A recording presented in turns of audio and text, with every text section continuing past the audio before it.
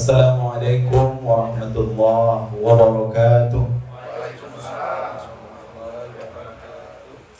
Alhamdulillah,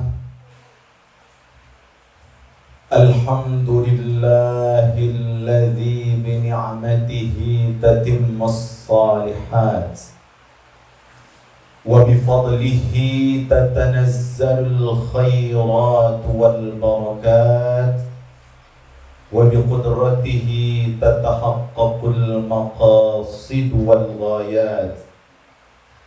Asyhadu an la ilaha illallah wahdahu la syarika lah, ilahul aradina was samawat, wa asyhadu anna sayyidana Muhammadan abduhu wa rasuluhu sayyidus sadat. Allahumma salli wa sallim wa barik wa karrim ala sayyidina wa maulana Muhammadin wa ala alihi wa ashabihi ajma'in. Rabbi shrah li sadri wa yassir li amri wahlul 'uqdatam min lisani yafqahu qawli. Rabbi ati nafsi hudaha wa zakkiha anta khairu man zakkaha anta waliyuha wa maulaha wa ba'd.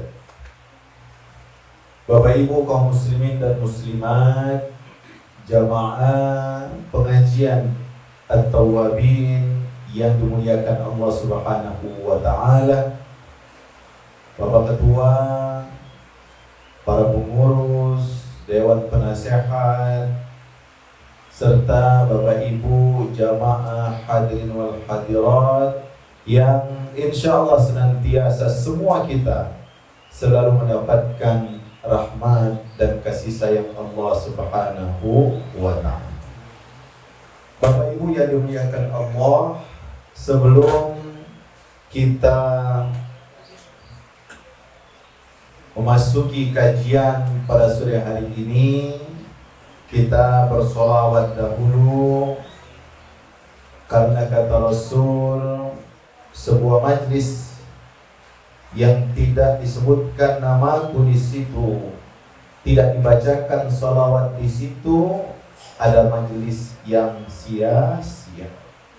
Karena itu memang afdal kalau setiap majlis ilmu kita baca solawat kepada Rasulullah Sallallahu Alaihi Wasallam. Suatu ketika Bapak Ibu, Rasulullah pernah bertanya kepada para sahabat. Sahabat tengah berkumpul.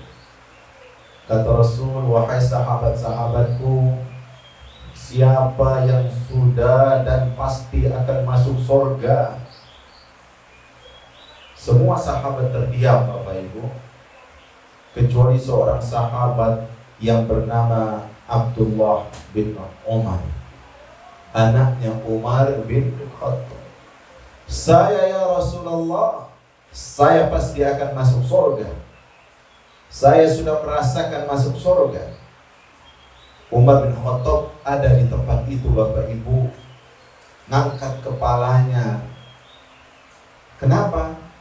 Karena Umar bin Khattab bingung, ini anak saya ini ngomong apa? Rasul nanya sudah masuk surga, dia jawab pasti sudah masuk surga. Pertanyaan kedua kata Rasul, siapa di antara kalian yang pasti dan sudah merasakan manisnya nikmatnya makanan di surga? Tidak ada yang jawab, semua terdiam. Lalu Abdullah bin Umar angkat tangan, saya Rasulullah. Umar bin Khattab pun naruh tangannya di kepala, ya anakku ini bikin malu. Tanya ketiga, ya sahabat-sahabatku, siapa di antara kalian merasakan nikmatnya tidur di dalam surga? Semua terdiam. Abdullah bin Umar mengatakan, saya Rasulullah. Lagi-lagi Umar bin Khattab naruh tangan di kepalanya. Kenapa bingung? Bingung, anaknya kok bisa jawab seperti itu. Lalu Rasulullah tanya, wahai Abdullah, Anda jawab tadi sudah merasakan nikmatnya surga. Sekarang jawab, bagaimana rasanya? Kenapa engkau mengatakan engkau sudah masuk surga, sudah menikmati makanan di surga, menikmati tidur di surga? Apa jawabannya? Ya Rasulullah, selama engkau berada di sini dan kami mengikuti ajaran-ajaranmu, saya yakin dan pasti saya pasti akan ikut bersamamu masuk ke dalam surga Allah Subhanahu wa ta'ala. Rasulullah katakan, benar jawabannya ini. Siapapun yang mencintai aku, kata Rasul, pasti dia akan masuk surga bersamaku. Salah satu tanda kita cinta Rasulullah, memperbanyak salawat kepada Rasul. Salawatnya macam-macam, banyak Bapak Ibu. Apa yang bisa kita salawatkan, maka kita baca. Kita baca salawat tibbil qulub ya. Ibu-ibu mungkin sudah banyak yang hafal, bapak-bapak juga saya kira banyak yang hafal. Allahumma salli ala sayyidina Muhammadin tibbil qulubi wa dawaiha wa afiyatil abdani wa shifaiha wa nuril absari wa diyaiha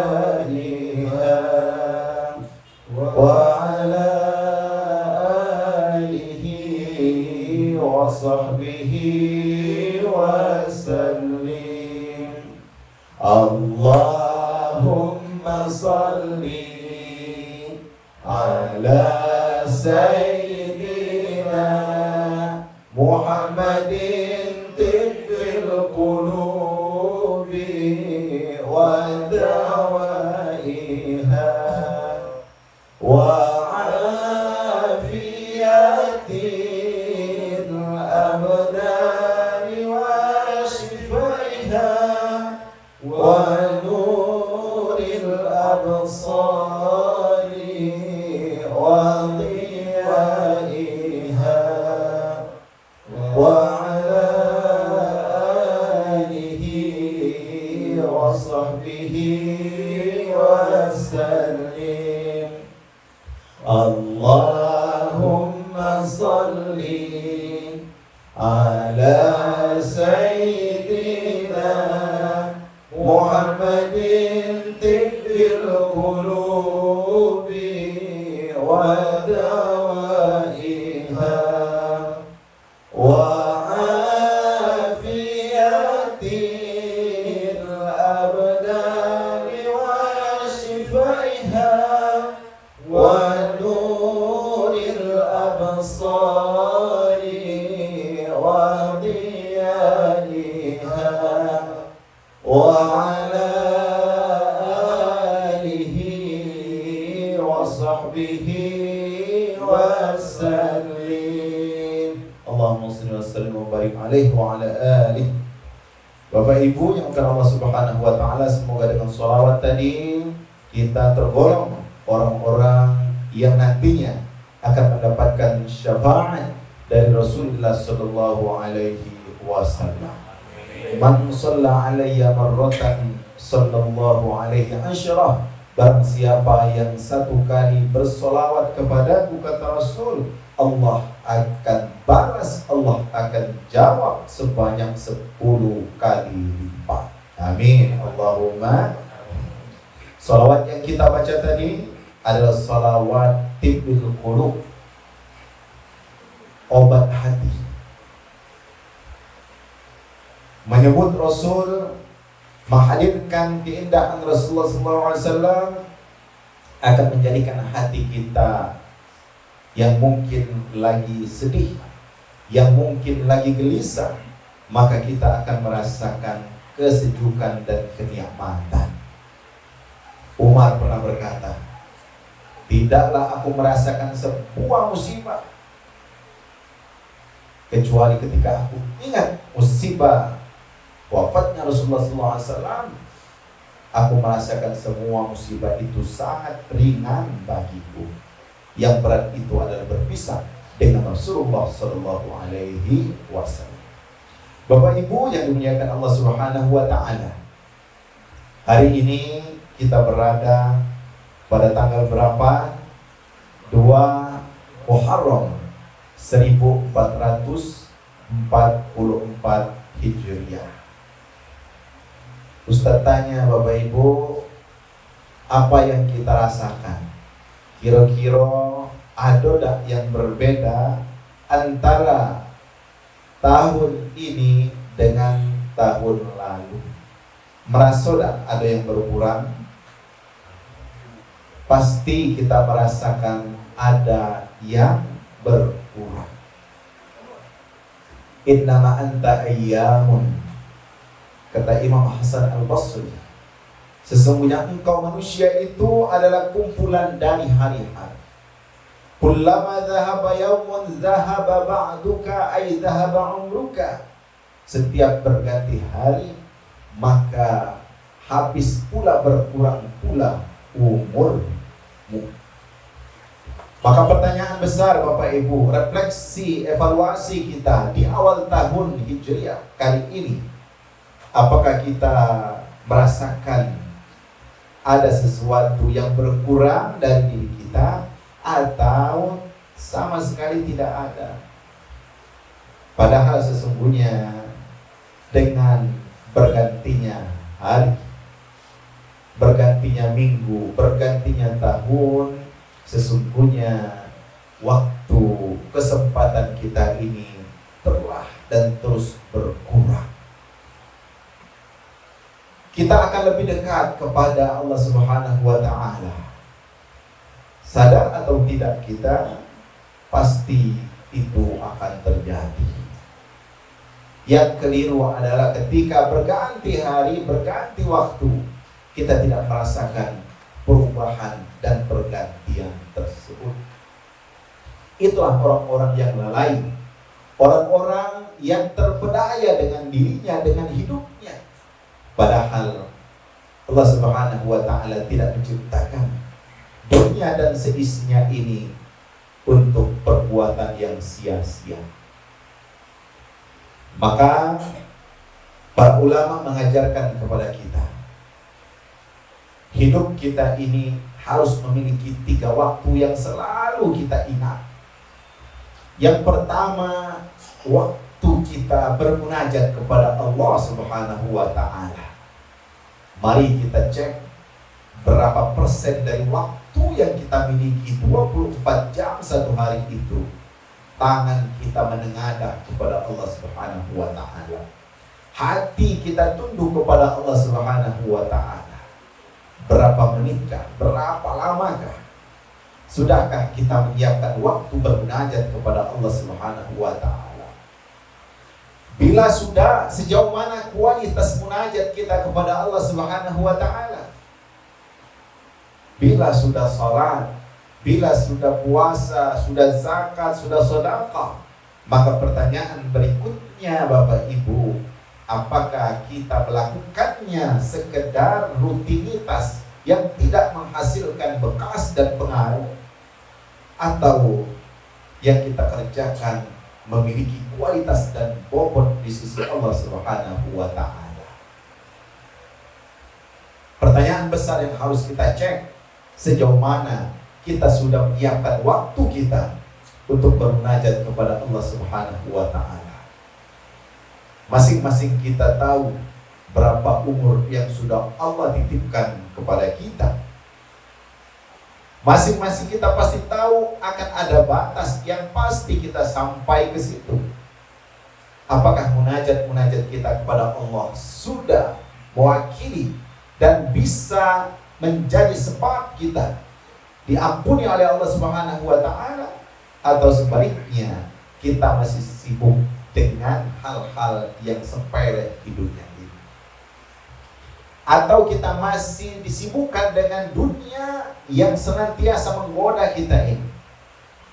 Maka kata Rasul, ingat, ada waktu munajat kepada Allah Subhanahu wa ta'ala yang senantiasa harus disiapkan memang.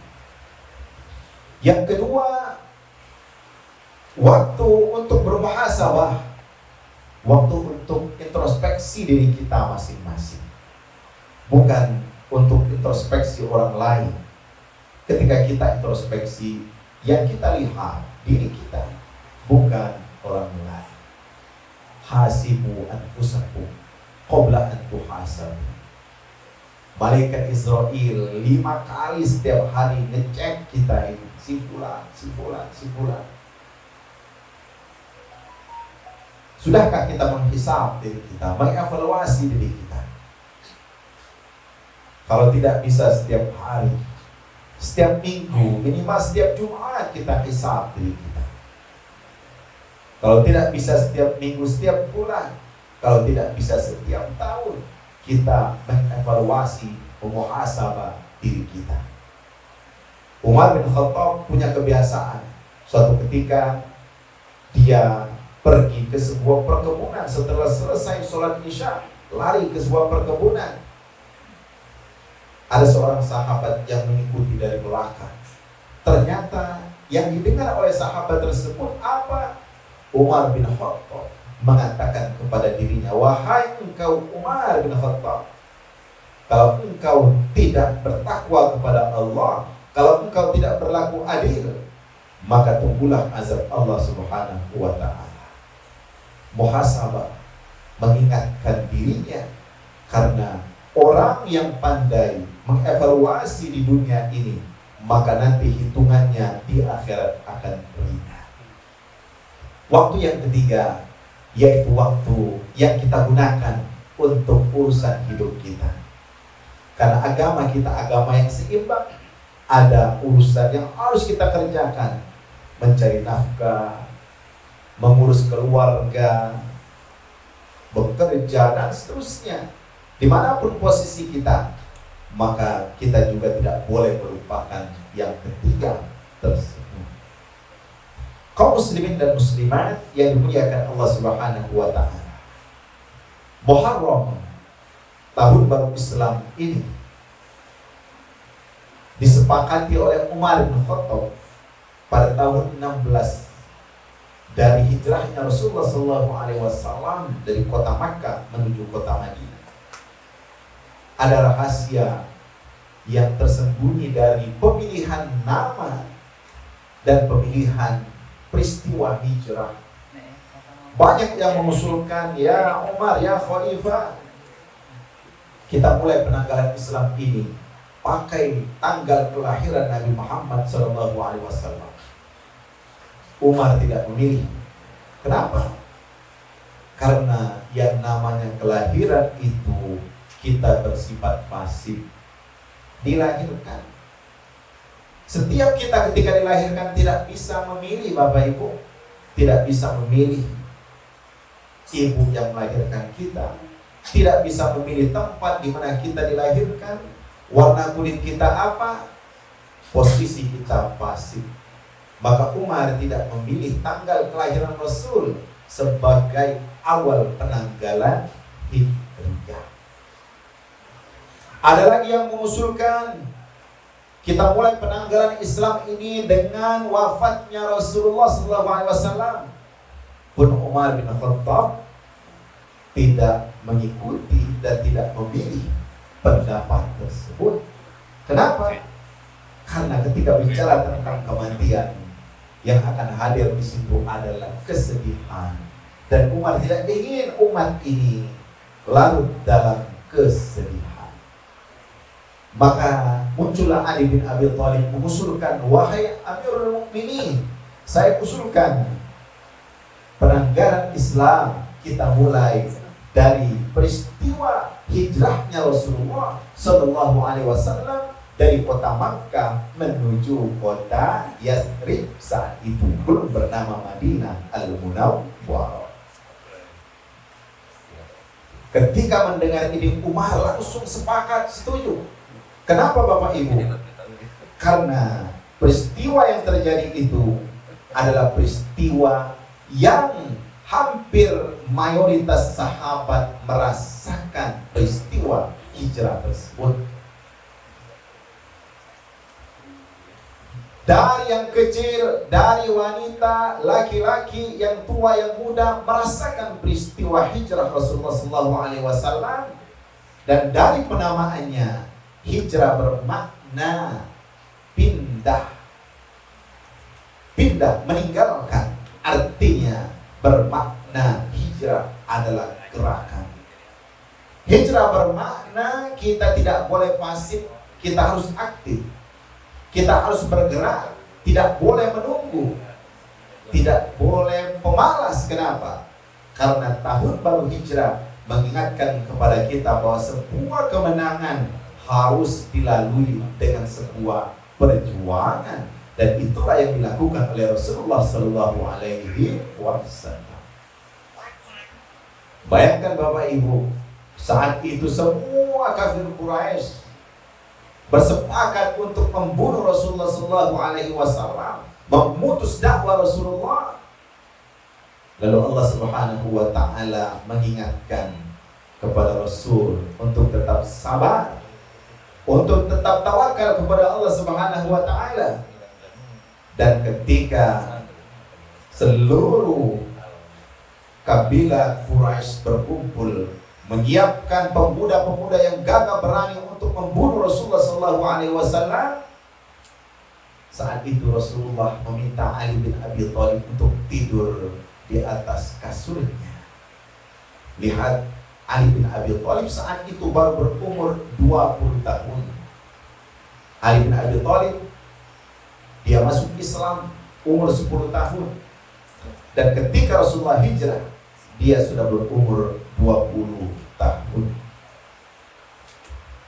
Semua kafir Quraisy sudah berkumpul di situ. Pemuda-pemudanya menyiapkan pedang. Tujuannya apa? Tujuannya untuk membunuh Nabi Muhammad Sallallahu Alaihi Wasallam. Namun ternyata rekayasa Allah Subhanahu Wa Taala lebih hebat.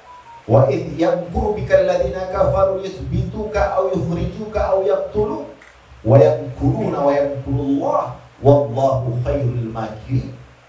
Ingatlah ketika orang-orang kafir Quraisy ingin memangkas dakwahmu, ingin mengusirmu, ingin membunuhmu, tapi Allah Subhanahu Wa Taala punya rekayasa lain, punya rencana lain. Sehingga apa yang terjadi Bapak Ibu? Ketika semua mereka berkumpul menunggu Nabi Muhammad keluar dari rumah itu, apa yang terjadi? Rasulullah SAW dengan selamat bisa keluar rumahnya. Bahkan saat itu beliau menyiapkan debu-debu ditaruh di setiap kepala pemuda-pemuda yang tengah membawa pedang-pedang tersebut. Nah, ini sering dipakai oleh orang-orang surah Yasin, ya. Surah Yasin yang dipakai, wa ja'alna min baini aydihim saddan wa min khalfihim saddan fa aghshaynahum fa hum la yubsirun. Ayat ini menjelaskan Allah Subhanahu Wa Taala menutup pandangan mereka sehingga mereka tidak bisa melihat Rasulullah Sallallahu Alaihi Wasallam, dan Rasulullah selamat dari kejaran mereka tersebut. Jadi ini ilmu sirah katanya, ya. Jadi ada orang bertanya, Ustaz, kalau mau tidak ditangkap polisi apa bacaannya? Saya bilang dibaca doanya. Wah, jangan. Ternyata polisinya lebih alim lagi. Ketangkap juga. Nah, ini ayat, ya, tidak boleh kita pakai seperti itu. Kalau memang ada berkahnya, Allahu Akbar, ya, tidak ada masalah. Tetapi dikhususkan untuk itu, saya kira bukan untuk tujuan seperti itu Al-Quran diturunkan. Nah, kembali kepada hijrah. Jadi hijrah Rasulullah SAW ini, penanggalan Islam dimulai dari peristiwa hijrah yang penuh dengan perjuangan. Baik itu yang terlibat anak-anak muda, yang terlibat wanita, yang terlibat orang-orang tua, yang terlibat orang kafir, yang terlibat syaitan, yang terlibat Rasulullah Sallallahu Alaihi Wasallam. Jadi kalau kita lihat aktor-aktor hijrah ini bervariasi Bapak Ibu, dan semuanya ya, kalau kita baca dalam sejarahnya, masing-masing memiliki peran-peran yang berbeda-beda. Ali bin Abi Thalib, pemuda tersebut, tugasnya menjaga tempat tidur Rasulullah SAW. Bayangkan nyawa dia pertaruhkan untuk tidur di situ. Kenapa? Karena orang-orang kafir Quraisy siap menembas leher Rasulullah SAW. Kalau kita tanya, ada tidak anak muda sekarang kalau ada bapaknya dihukum mati siap menggantikannya? Saya kira tidak ada, Pak. Tapi Ali bin Abi Thalib siap tidur memakai selimut Rasulullah SAW. Ada di situ Abu Bakar As-Siddiq, seorang yang sudah tua. Apa kerjaannya? Pendamping Rasulullah SAW. Dan sebaik-baik pendamping adalah Abu Bakar As-Siddiq. Maka kata para ulama, salah satu hikmah yang perlu kita petik dari hijrah Rasulullah SAW ini, pandai mencari teman dalam hidup, dalam perjuangan. Dan itu dilakukan oleh Rasulullah SAW. Teman bermain, teman dalam medsos, teman pengajian. Kenapa Bapak Ibu? Karena agama kita ini sering diwarnai oleh siapa yang menjadi teman dekat kita. Sekarang lagi marah apa itu namanya, Citayam Fashion Week. Kalau kita cek itu kesalahannya salah dari mencari teman. Salah cari teman, maka teman itu yang akan menjerumuskan. Itulah yang terjadi. Nah, Rasulullah mengajarkan kepada kita pandai mencari teman ini yang luas maknanya. Kenapa Bapak Ibu? Dalam Al-Quran disebutkan, kata Allah Subhanahu wa Ta'ala, wa kunu ma'as-shadiqin. Hendaknya kalian itu senantiasa memiliki sahabat-sahabat orang-orang yang shadiq, yang jujur dimanapun kita. Karena sahabat yang jujur itu Bapak Ibu yang akan kekal selamanya, bahkan sampai ke akhirat kelak. Yang bersahabat hanya karena jabatan, karena dunia, selesai urusan jabatan, habis uang, habis dana, selesai persahabatan. Tetapi mereka yang bersahabat karena Allah Subhanahu wa Ta'ala, maka persahabatannya akan sampai ke akhirat.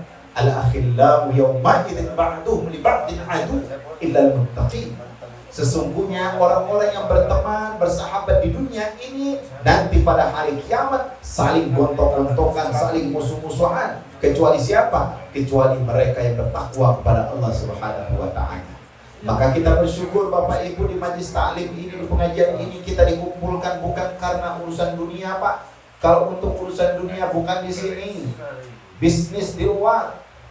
Kalau urusan prestise, nama baik, nama hebat, bukan di tempat pengajian. Kita dikumpulkan, kenapa? Karena Allah Subhanahu wa Ta'ala kepengen memiliki teman-teman yang baik, silaturahim dengan tetangga, dengan kerabat, dan ini adalah kemuliaan di atas kemuliaan. Maka kita senang, kita bersyukur kepada Allah Subhanahu wa Ta'ala. Kita dikumpulkan dalam ketaatan dan kebaikan, dan kita berharap di akhirat kelak pun kita dikumpulkan di dalam surga Allah Subhanahu wa Ta'ala. Amin Allahumma. Ini kadang-kadang kita naas, Pak. Setiap ketemu kawan itu ketemu di tempat yang aneh-aneh. Ya, nah, pas di sini ketemu dengan kawan itu, tapi pas di masjid, di pengajian tidak pernah ketemu. Nah, ada orang-orang yang seperti itu, dan kita bersyukur Allah pertemukan kita dalam ketaatan dan dalam kebaikan. Dan kita berharap Allah pertemukan lagi dalam kondisi yang lebih baik lagi. Lebih kuat iman kita, lebih banyak ibadah kita, lebih bagus perilaku kita, dan itulah harapan kita. Nah, kaum muslimin kepada Allah Subhanahu wa Ta'ala. Jadi aktor hijrah itu ada Abu Bakar As-Siddiq. Di situ juga ada seorang wanita, Asma binti Abi Bakar, yang bertugas apa? Mengantar makanan untuk Rasulullah di Gua Thur.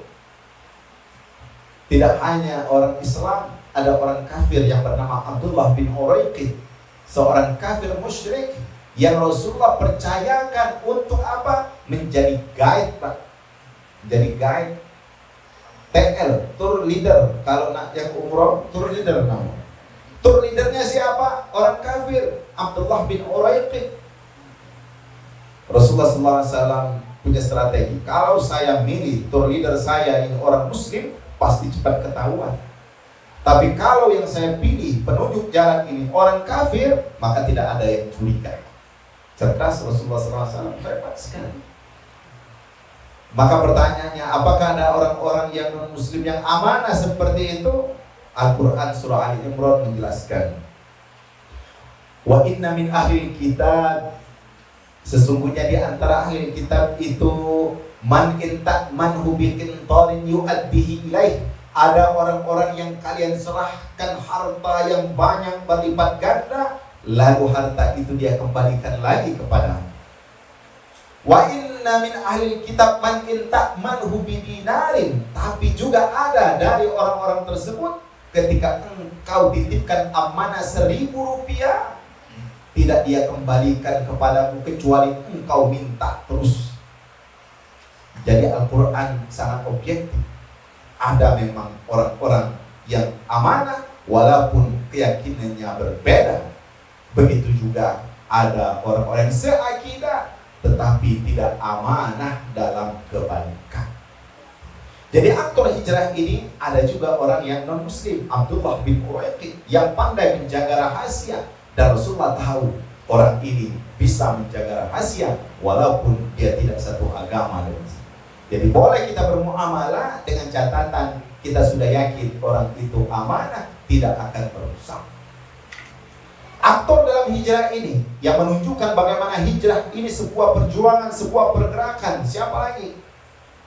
Di situ ada seorang pengembala kambing, Fahir Amir bin Fuhairah.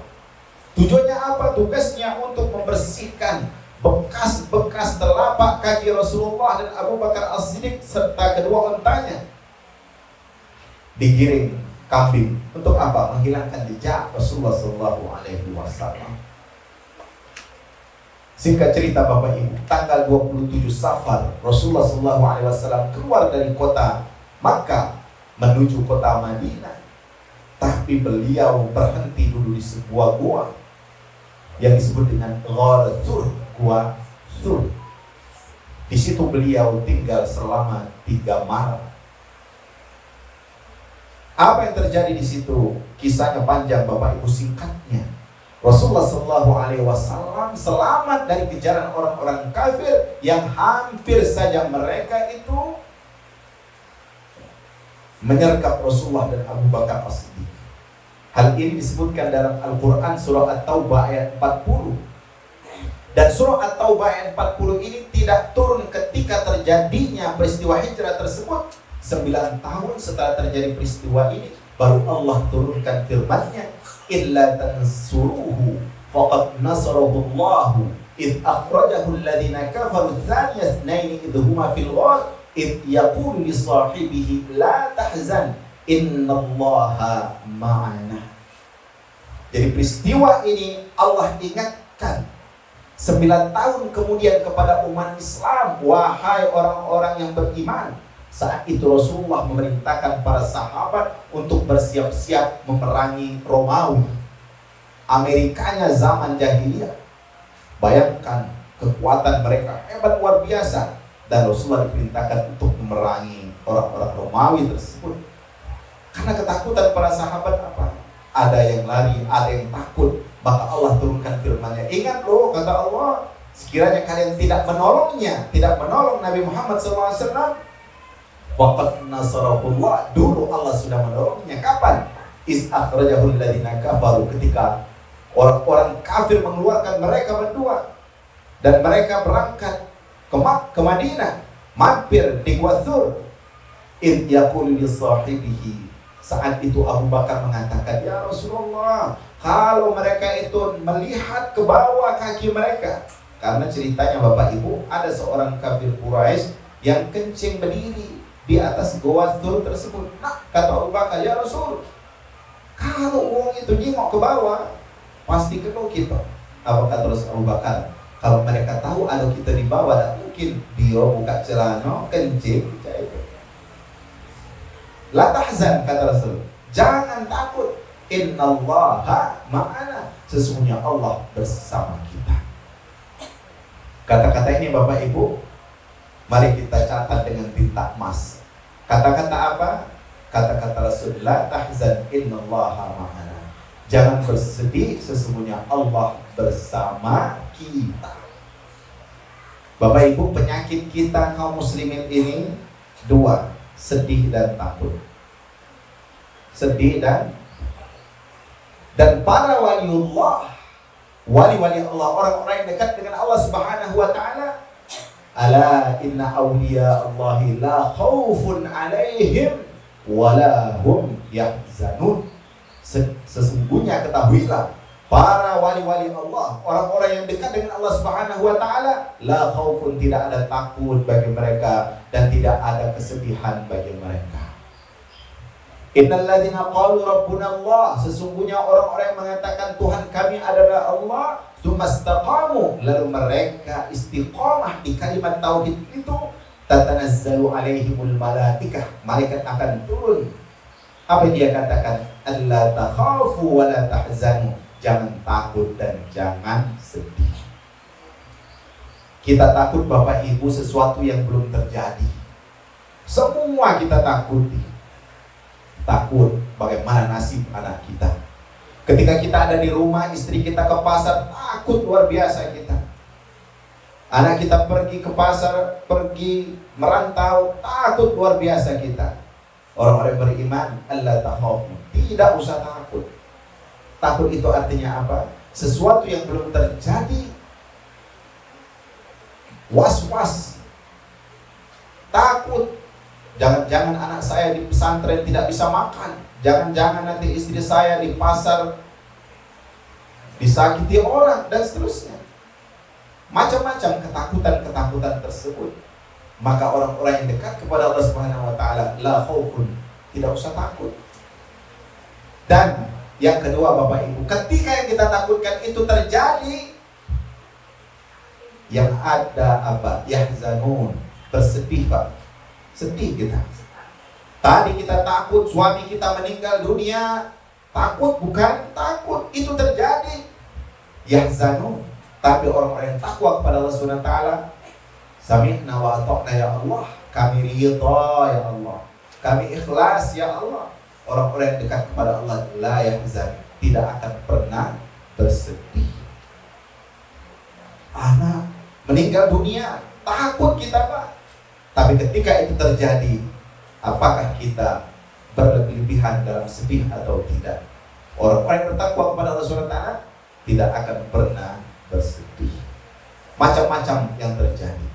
Jadi ayat yang kita baca tadi, la tahzan innallaha ma'ana, jangan bersedih, sesungguhnya Allah bersama kita. Kalau kita pegang kalimat ini Bapak Ibu, kita mau pergi kerja, merantau, meninggalkan istri di rumah, insya Allah yakin aman. Istri kita membiarkan kita bekerja di luar, merantau, insya Allah aman. Kenapa? Karena kita senantiasa bersama Allah Subhanahu wa ta'ala.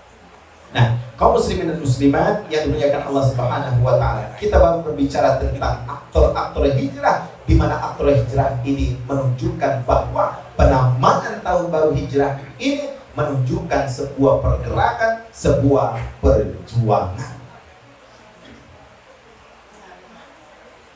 Masih banyak ini, tapi saya akan masuk kepada kesimpulan yang penting Bapak Ibu.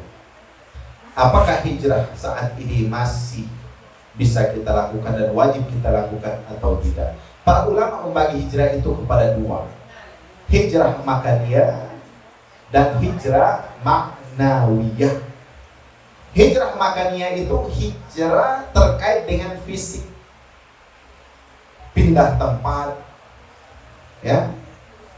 Hijrah fisik meninggalkan suatu kampung ke kampung lainnya, sebagaimana Rasulullah pindah dari kota Makkah menuju kota Madinah. Dan ingat Bapak Ibu, ketika Rasulullah meninggalkan kota Makkah itu, beliau berada di bukit apa tadi? Sur. Beliau memandang ke kota Makkah. Dia katakan, wallahi innaki la ahabbul biladi ila. Sesungguhnya wahai Makkah, engkau itu negeri yang paling aku cintai dan paling dicintai Allah Subhanahu wa taala. Laula anna qaumaki akhrajuni minki ma kharajtu. Sekiranya pendudukmu tidak mengeluarkanku dari sini, pasti aku tidak akan keluar. Rasulullah menangis Bapak Ibu, meninggalkan kampung halamannya, tempat beliau dilahirkan dan dibesarkan di situ. Lalu apa? Allah Subhanahu wa taala menjawab, jangan takut wahai Muhammad. Dalam Al-Quran Allah ingatkan, innal ladzi farada 'alaikal Qur'an laraduka ila ma'ad. Sesungguhnya yang menurunkan Al-Quran kepadamu wahai Muhammad, nanti akan mengembalikanmu lagi ke tempat engkau dilahirkan. Dan itu terbukti Bapak Ibu, pada tahun ke-8 Hijriah, Rasulullah SAW dengan para sahabatnya bisa menaklukkan kota Makkah kembali. Jadi Rasulullah sedih meninggalkan kota Makkah. Ini menggambarkan kepada kita bahwa cinta negeri, cinta negara itu adalah bagian dari iman. Hubbul watan minal iman. Cinta negara ini adalah bagian dari keimanan kita, sebagaimana Rasulullah SAW mencintai kota Makkah. Maka pindah hijrah itu ada hijrah tempat, dan yang terpenting yang kedua, hijrah maknawi, hijrah secara substansi. Apa itu? Hijrah kepada Allah Subhanahu wa taala. Makanya ketika Ummu Anas bertanya kepada Rasulullah tentang hijrah, pesan Rasulullah apa Bapak Ibu? Ya Umma Anas, wahai ibunya Anas, kerjakanlah yang wajib-wajib, hafizi alal fara'id fa innaha a'dhamul jihad. Jagalah yang wajib-wajib, sesungguhnya itulah jihad yang paling besar. Watrukil ma'asi fa innaha afdalul hijrah. Dan tinggalkanlah maksiat. Karena apa? Karena itulah seafdal-afdalnya hijrah. Artinya Bapak Ibu, hijrah maknawi ini substansinya apa? Hijrah meninggalkan dosa dan maksiat. Jadi urusan hijrah ini tidak lagi terkait dengan tempat dan waktu, ini kasuistik. Tetapi yang setiap waktu kita harus hijrah apa? Hijrah untuk dekat kepada Allah Subhanahu wa taala. Maka kata para ulama, ketika kita mengingat satu Muharram atau peristiwa hijrah Rasulullah SAW yang harus kita hadirkan, bisakah kita meninggalkan hal-hal yang buruk untuk berpindah kepada yang baik, meninggalkan semua hal yang menghalangi kita dan dekat kepada Allah Subhanahu wa taala untuk dekat kepada Allah. Contoh, penduduk Makkah membuat Rasulullah SAW tidak bisa berdakwah dengan baik, maka Rasulullah tinggalkan Makkah, pergi ke kota Madinah. Di kota Madinah Rasulullah memiliki kesempatan yang luar biasa untuk apa? Untuk berdakwah. Sanggupkah kita untuk berpindah dari hal-hal yang negatif? Pemuda, siapkah dia meninggalkan hal-hal yang tidak bermanfaat? Orang tua dan semua kita, sanggupkah kita meninggalkan hal-hal yang tidak bermanfaat, yang negatif, pindah kepada hal-hal yang positif? Itulah sesungguhnya makna dari hijrah tersebut. Kaum muslimin dan muslimat yang dimuliakan Allah Subhanahu wa taala. Kesimpulannya, refleksi hijrah Rasulullah SAW ini mengajarkan kepada kita bahwa pertama, kita harus lebih baik daripada hari kemarin. Karena barang siapa yang hari ini sama dengan kemarin, maka itu orang-orang yang merugi. Kalau lebih buruk dari yang kemarin, orang-orang yang terlaknat. Nah, kita kepengen hari-hari ke depan lebih baik, khususnya dalam urusan silatuna billahi subhanahu wa ta'ala, hubungan kita kepada Allah subhanahu wa ta'ala. Kalau hubungan sesama manusia ini banyak yang ingatkan, Pak, kita tidak bagus dengan kawan, dengan atasan, banyak yang ingatkan. Tetapi ketika hubungan kita dengan Allah subhanahu wa ta'ala, siapa yang bisa mengingatkan kecuali pribadi kita masing-masing, karena kita sendirilah yang tahu kualitas kedekatan kita kepada Allah subhanahu wa ta'ala. Saya kira ini Bapak Ibu yang paling penting untuk kita diskusikan pada sore hari ini. Saya tidak sempat membicarakan tentang sedekah dan zikir karena ini panjang pembahasannya, insya Allah pertemuan-pertemuan yang akan datang. Tetapi kita membaca, memahami, menghayati peristiwa yang sangat istimewa yang dijadikan oleh Umar bin Khattab sebagai tanggal Islam tersebut. Semoga bermanfaat dan memberikan kebaikan kepada kita semuanya. Kalau ada yang mau ditanyakan, didiskusikan, kami persilahkan. Pak Ustadz dan para jemaah pengajian sore ini, saya secara pribadi mohon maaf, bukan ini pertanyaan saya ini mengajak, tapi saya konsultasi secara pribadi kepada Ustadz. Apa yang saya lakukan ini, apa ada dasarnya atau sesuai dengan ajaran agama kita. Jadi kalau misalnya tidak pas, saya mohon maaf atas pertanyaan ini. Kalau tidak berkenan juga, saya mohon maaf. Jadi berkaitan dengan pelaksanaan doa Ustaz, saya latar belakangnya atau saya sedikit saya uraikan tentang pelaksanaan doa yang saya laksanakan saat ini.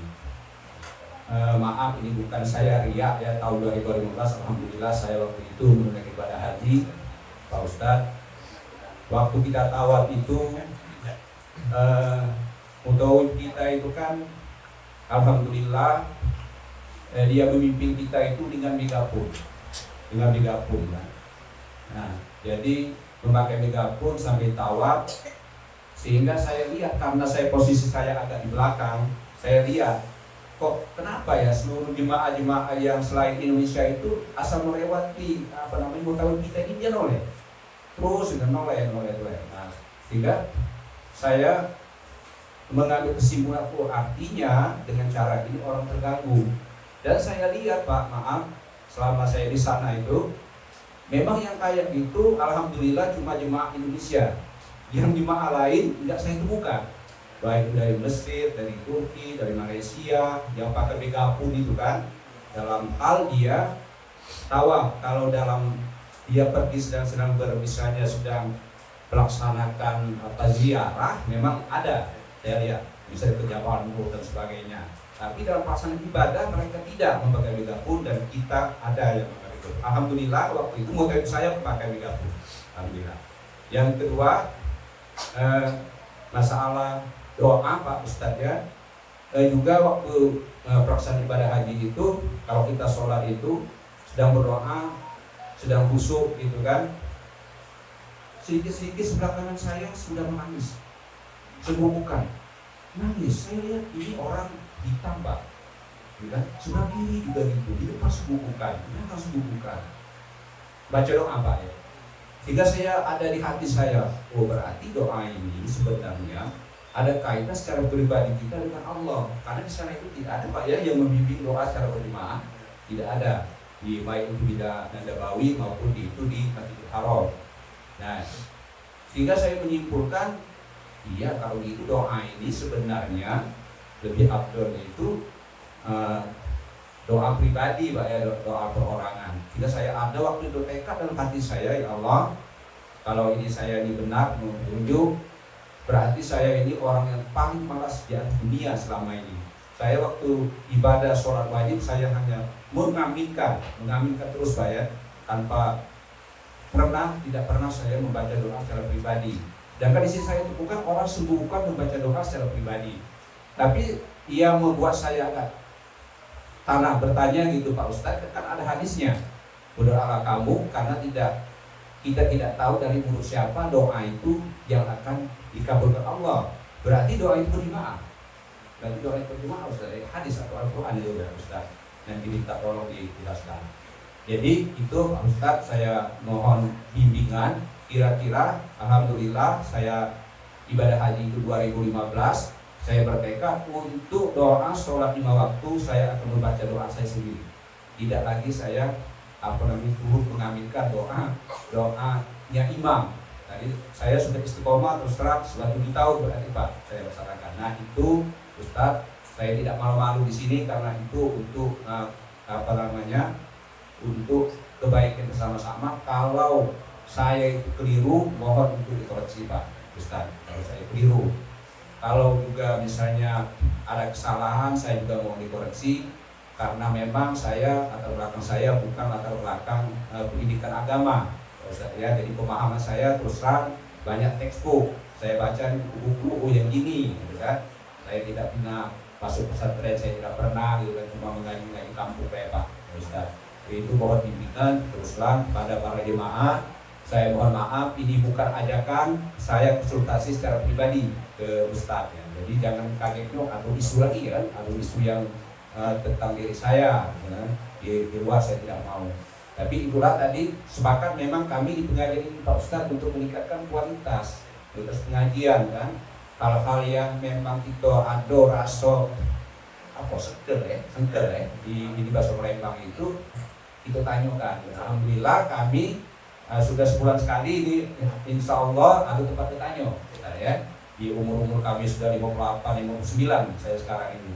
Ada tempat konsultasi dengan Ustadz dan saya yakin tempat saya konsultasi ini tidak salah.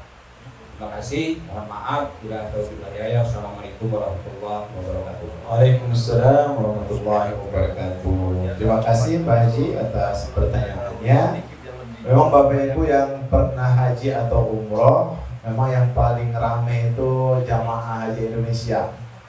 Banyak variasi, banyak macam-macamnya. Karena orang Indonesia ini aktif-aktif. Kalau doanya diam-diam, apalagi pas sa'i itu kadang-kadang tertidur sambil jalan lah. Ngapa? Karena tidak kuat suara ini mutawifnya. Kenapa? Saking capeknya itu. Jadi dipacu dengan suara yang kuat, pakai megafon, mikrofon. Kalau sekarang tidak lagi, karena sudah yang canggih itu Pak, langsung ke telinga masing-masing. Jadi tidak mengganggu orang. Jadi jamaah itu mendengar dari mulut ini langsung ke headsetnya. Ya kalau dulu memang mungkin pakai mikrofon yang besar itu toa itu ya, yang kecil itu ya. Nah, ya tapi sekarang nggak lagi ya, sudah pakai alat itu, radio atau memang headset yang khusus. Jadi dari sisi itu saya kira sudah ada perubahannya, tapi tetap saja jemaah Indonesia lebih ramai, lebih kompak dibanding jemaah lain. Ketika tawaf, ketika sa'i, jadi baca doanya itu lebih kompak, lebih ramai. Kadang-kadang jemaah-jemaah dari negeri lain itu ikut suara kita. Kita kan orang Turki kok ikut kita, orang Yaman ikut kita. Kenapa? Karena mereka ladas, ibaratnya ladas di uang Asia kok bisa doa bagus ini. Jadi itu yang terjadi di tanah suci. Jadi memang seperti itulah yang ada di tanah suci. Apakah mereka terganggu atau tidak, itu tergantung masing-masing. Kalau yang melok tadi, maka mereka terbantu. Karena banyak orang yang umroh haji itu tidak pernah tahu baca doa. Ya, dia bisa itu karena ikut mutawifnya. Itu juga wong Arab itu tidak seluruhnya baca doa. Ya, muda-muda, mudi-mudi itu kan banyak yang tak bisa doa, tapi ketika mendengar Rabbana, belok mereka atina bidunya hasan, terus mereka pun ikut terbantu. Tapi mungkin boleh jadi ada orang-orang yang terganggu. Nah, saya kira selama tidak dilarang di pemerintahan Saudi dan itu tidak dilarang oleh askar, tidak di stop, suaranya diem, tidak, alhamdulillah artinya tidak ada masalah dengan itu. Dan memang dalam Al-Quran disebutkan ud'u rabbakum tadarru'an wa khufya wa dunal jahr. Panggillah, berdoalah kepada Allah Subhanahu wa taala itu dengan tadarru', dengan khusyuk, tidak terlalu keras suaranya dan juga tidak terlalu kecil suaranya. Berdoalah dengan suara yang diri kepada Allah Subhanahu wa taala, membuktikan bahwa kita ini memang kita butuh kepada pertolongan Allah. Ketika kita doa itu kita memang butuh bantuan Allah Subhanahu wa taala. Jadi yang dimaksud di sini, apakah boleh kita berdoa dengan suara keras? Ini dulu ya, pertama, suara keras atau suara lirih. Maka kita lihat situasinya. Kalau situasinya di jamaah umum yang masih membutuhkan bimbingan, pelajaran di masjid-masjid umum, maka memang lebih afdolnya imam membaca doanya, membaca wiridnya dengan keras, Pak. Karena banyak orang yang baru pertama ke masjid, apa dia nak digawekan setelah sholat ini. Kalau tak kata yang mimpin, akhirnya dia balik atau tak tahu makna cara berzikir. Maka mazhab Imam Syafi'i membolehkan ya sang imam untuk melafazkan wirid dengan suara keras dan doa suara keras sehingga diikuti oleh orang-orang yang awam, orang-orang yang memang tidak ngerti, tidak tahu dan mungkin tidak terbiasa. Kita boleh jadi sering sholat tapi untuk doa yang bagus nggak tahu kan, maka sang imam lah memimpin kita. Nah tapi bagi mereka yang sudah memiliki pengetahuan, yang lebih nyaman doanya sendiri, maka juga tidak salah. Jadi tidak salah, tidak ada masalah. Kenapa? Karena betul Pak, doa itu kita dengan Allah SWT. Doa itu ya, bagaimana hati kita ini nyambung kepada Allah. Nah yang hebatnya itu kalau kita ikut doa dengan yang mimpin doa, hati kita juga nyambung dengan Allah. Jadi nyambungnya dengan imamnya nyambung, dengan jemaah lain nyambung, ke Allah juga nyambung. Wah ini lebih utama lagi, doanya berjamaah. Apakah boleh sendirian? Boleh. Tapi tadi doanya kita dewek, doanya kita sendiri yang merasakan dan menikmatinya. Jadi lihatlah kondisi kita masing-masing. Ya, orang yang berdoa bersama-sama tidak salah, yang doanya sendiri-sendiri juga tidak boleh disalahkan. Semuanya benar Pak, semuanya benar. Contoh doa bersama-sama Pak, Rasulullah ajarkan ketika sholat Jumat itu, di dalam khutbah kita tidak sah khutbahnya kalau tidak ada doa bersama-sama itu. Ya, Allahumma ighfir lil muslimina wal muslimat wal mu'minina wal mu'minat. Itu sang imam yang memimpin.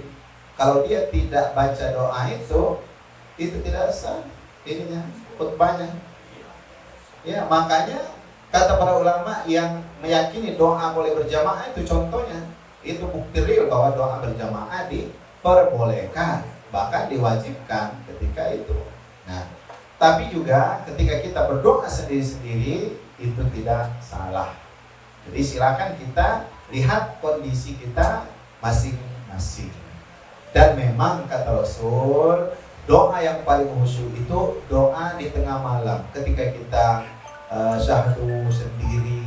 Nah itu lebih cepat nyambung ya kepada Allah Subhanahu wa ta'ala.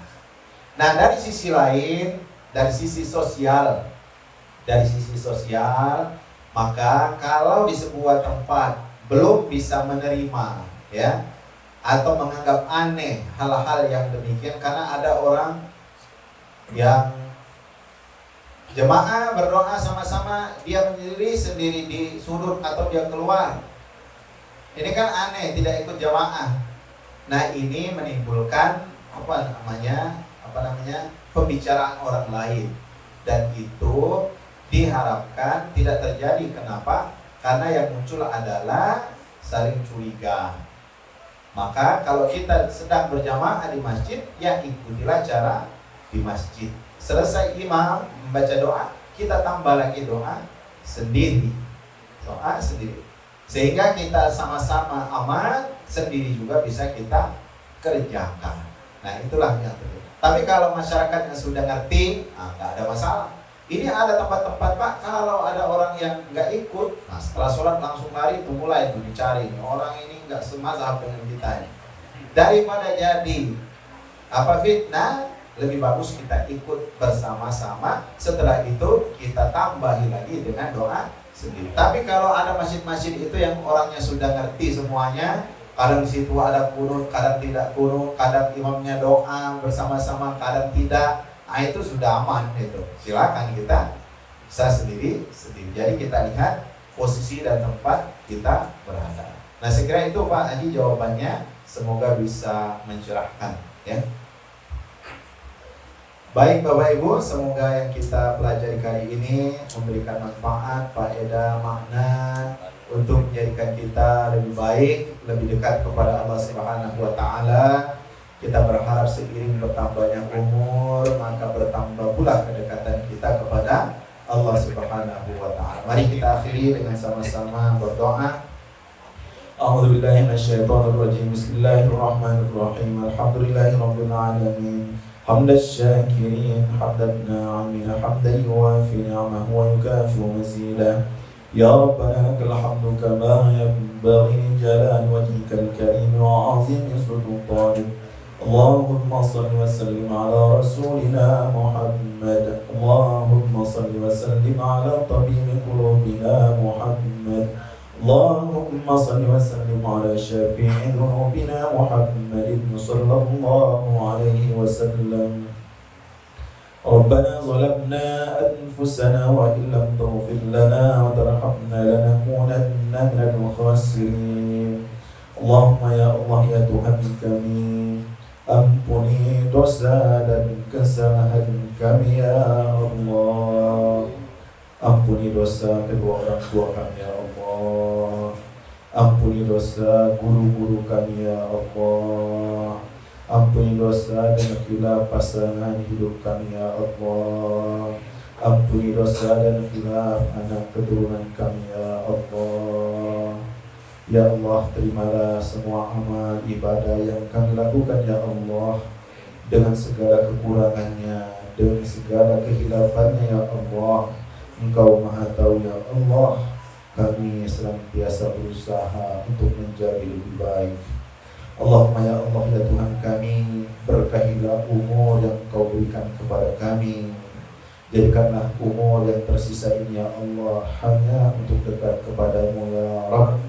Jadikanlah umur yang Kau berikan ini ya Allah sebagai kesempatan kami untuk menambah amal-amal kebaikan kami ya Rabb.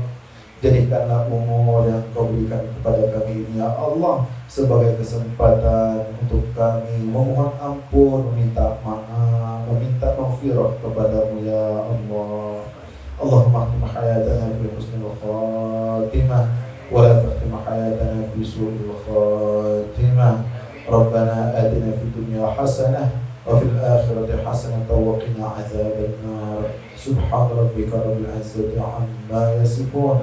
Wassalamu ala al-mursalin walhamdulillahi rabbil alamin. Wassalamu alaikum warahmatullahi wabarakatuh.